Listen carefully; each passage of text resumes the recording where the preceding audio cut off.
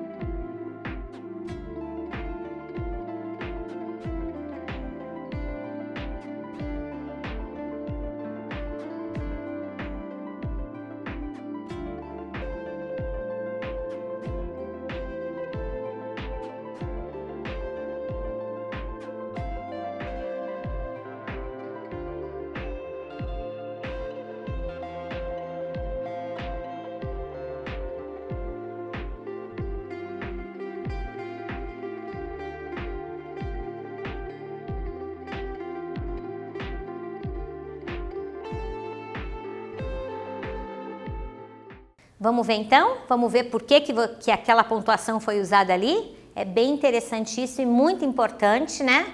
Então, na verdade, a gente tem um diálogo aqui, né? Então, os travessões aqui, né? Um trecho em discurso direto, em que o diálogo das personagens é retratado literalmente. Então, existem os travessões, que marcam o início do parágrafo, a alternância da fala das personagens, né? O ponto de interrogação da frase interrogativa e o ponto de exclamação ali na frase exclamativa, né? Muito importante isso ali nos textos de discurso direto. Vamos ler mais um trechinho? Vem comigo. Sendo magra, tinha um ar de visão romântica, não disparatada com meu livro de aventuras. Fechei o livro. Ela foi sentar-se na cadeira que ficava defronte de mim, perto do canapé. Como eu lhe perguntasse se havia acordado sem querer, fazendo barulho, respondeu com presteza: não, qual? Acordei por acordar. Fitei-a um pouco e duvidei da afirmativa. Os olhos não eram de pessoa que acabasse de dormir. Pareciam não ter ainda pegado no sono. Releia. Sendo magra, mais um exercício. Tinha um ar de visão romântica, não disparatada. O que é disparatada? Desigual, diferente, com o meu livro de aventuras. Explique essa afirmativa do narrador. O que ele quis dizer com isso? O que ele diz ali? Né? Qual a intenção dele em dizendo isso, afirmando isso? Fala aí pra mim, eu dou um tempinho pra você. A gente já volta.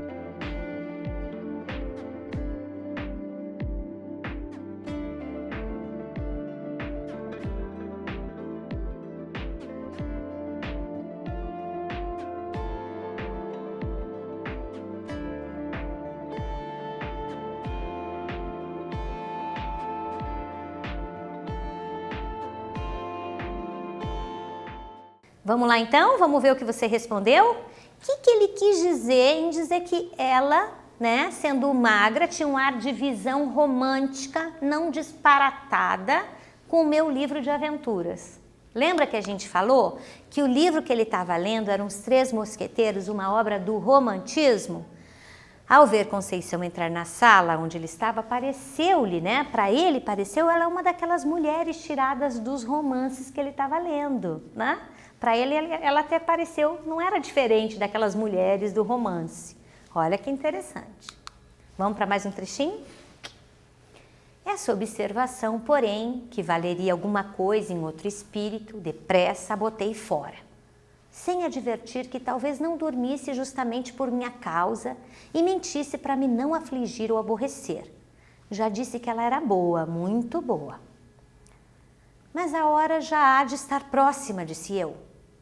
Que paciência sua de esperar acordado enquanto o vizinho dorme e esperar sozinho. Não tem medo de almas do outro mundo? Eu cuidei que se assustasse quando me viu.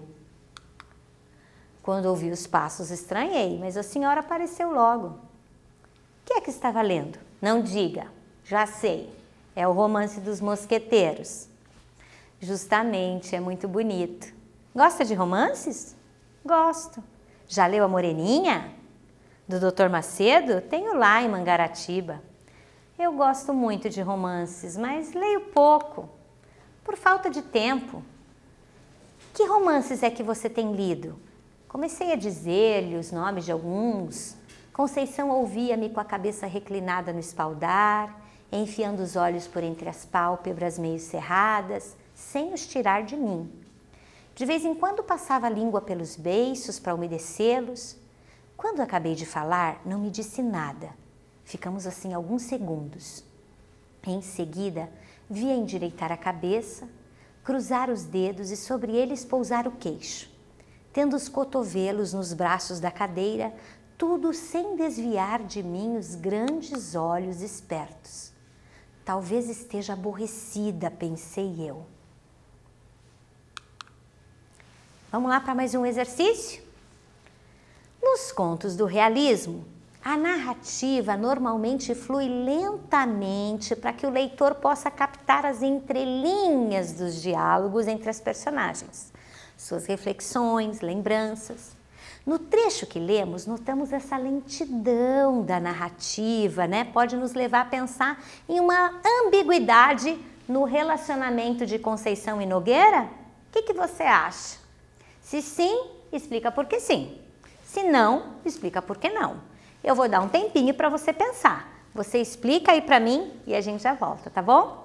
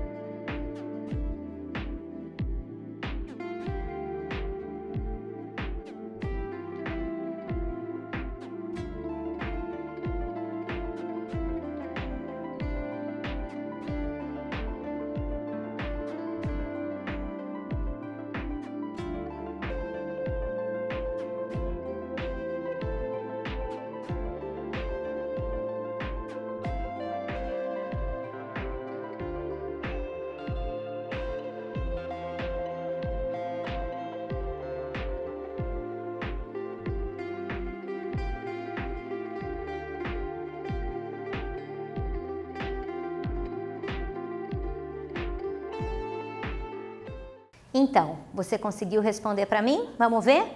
É interessante você pensar que essa lentidão da narrativa, né, ali do realismo, ela quer justamente que você pense um pouquinho mais, que você entre na história. Será que a gente pode notar uma ambiguidade no relacionamento de Conceição e Nogueira? Né? O que você acha? É possível que tenha havido uma atração amorosa entre os dois, mas até aqui nada fica comprovado. Ela chega ali, é só uma conversa, ela está sentada de frente dele, conversando, né?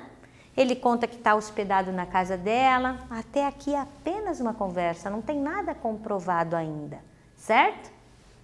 Vamos lá então, para mais um trechinho da nossa história? E logo alto, Dona Conceição, creio que vão sendo horas, e eu, não, ainda é cedo. Vi agora mesmo o relógio, são 11h30. Tem tempo. Você perdendo a noite é capaz de não dormir de dia? Já tenha feito isso. Eu não. Perdendo uma noite, no outro dia estou que não posso. E meia hora que seja e de passar pelo sono. Mas também estou ficando velha. Que velho o quê, Dona Conceição?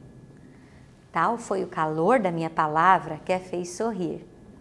De costume tinha os gestos demorados, as atitudes tranquilas, agora porém ergueu-se rapidamente, passou para o outro lado da sala e deu alguns passos, entre a janela da rua e a porta do gabinete do marido. Assim, com o desalinho honesto que trazia, dava-me uma impressão singular. Releia. Tem um trechinho aqui para você. Assim, com o desalinho honesto que trazia, dava-me uma impressão singular. A expressão em destaque significa o quê? Impressão singular. Letra A, imprimir uma carta. Letra B, sensação ruim.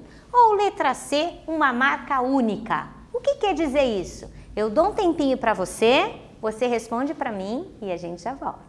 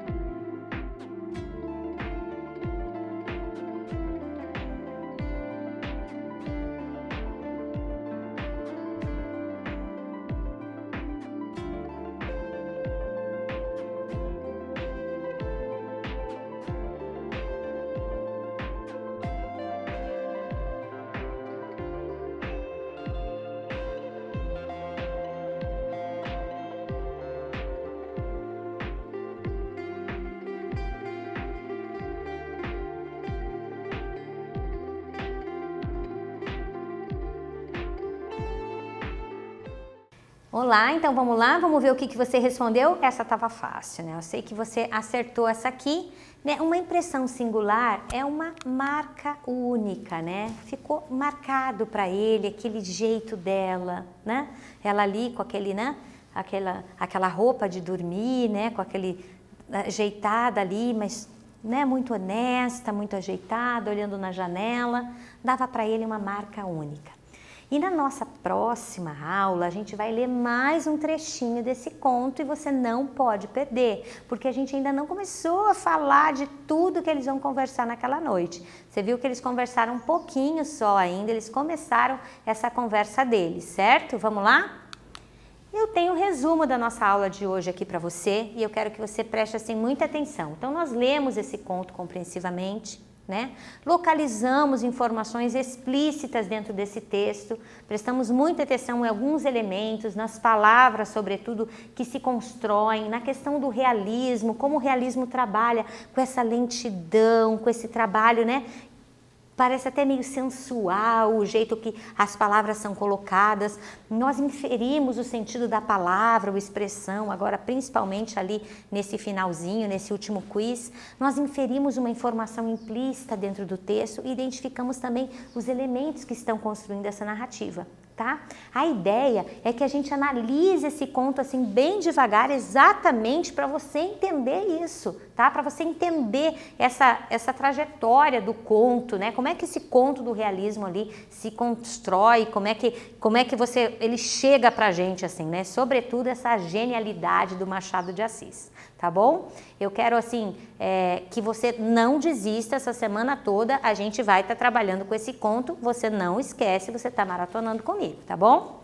Eu deixei para você 2 atividadezinhas, tá bom? Você terminando essa aula, não esquece de ir lá, 2 atividades eu deixei para você, responde lá. E assim, tá lá no teu Classroom, responde e garante a tua presença. Ah, você não tem acesso ao Classroom? Não tem problema, tá? Faz as atividades de hoje no caderno, entrega lá na tua escola e assim você também garante a tua presença e quem sabe até uma notinha, vai depender daí da tua professora, tá bom? Quero agradecer a minha amiga Viviana que está me acompanhando hoje, quero agradecer o pessoal que está comigo e agradecer você, aluno da 2ª série, por tua companhia, pelo teu carinho, tá bom? Um beijo para vocês e até a nossa próxima aula.